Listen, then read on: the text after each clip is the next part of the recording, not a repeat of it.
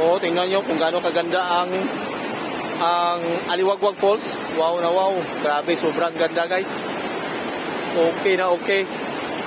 Isipin nyo, 4 na oras lang biyahe namin mula sa Tagum papunta dito. Pero galing pa kami sa Cagayan, nag-stop over kami sa Tagum. Pero pagdating namin dito, super sulit. Katabi lang ng, ano yan, sa gilid lang ng kasada. Papunta dito, oh.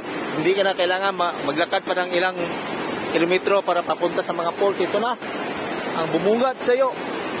50 pesos lang ang entrance mula dito sa, yan o, sa, 50 pesos. Maka-selfie ka na dito sa hanging bridge nila. Yan, unlimited pictures and videos. Sobrang ganda ng Aliwagwag Falls, Katiil, Davao Oriental. Okay, see you later guys sa mga vlog sa mga videos natin dito sa Mindanao. Okay. Mao na dire guys, pwede na ka maligo dire oh. Kay gamay ra og agbo sa tubig.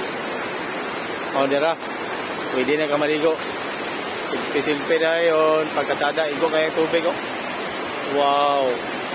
Oh, ni ang Aliwagwag. Aliwagwag, mura ka katag-katag siya ang tubig ba. Mana wagwag.